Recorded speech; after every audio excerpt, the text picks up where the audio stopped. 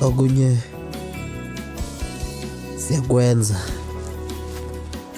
ngoba kwamanje kumnandi, okunye siyakwenza ngoba kwamanje kunabantu abashayelezana, okunye siyakwenza singacabangela ama-consequences akhona kusasa. Sikwenze ngoba kunabantu ekumele bajabule, sikwenze ngoba kunabantu ekumele bafeze iy'nhloso zabo ngathi, sikwenza ngokuba kunabantu abafisa ukuthize i-agenda yabo eqhubekayo ngalesa sikhathi wenza.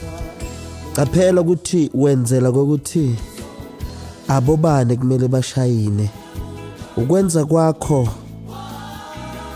makungabi ukukhuphula abanye abantu ngey'nhloso ezingeke zikukhuphule wena, ekubeni uyenza bona baphakame, and uma basebaphakeme ungayehluleka ukubafinyelela la bakhona khona.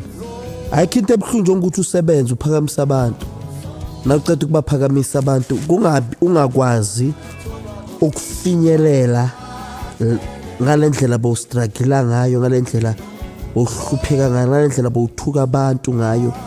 We ungalali ebusuku ube nezitha, labo bantu bobadefenda baphakame behluleke kusasa nokukudonsa ngesandla bakubeke levelini yabo.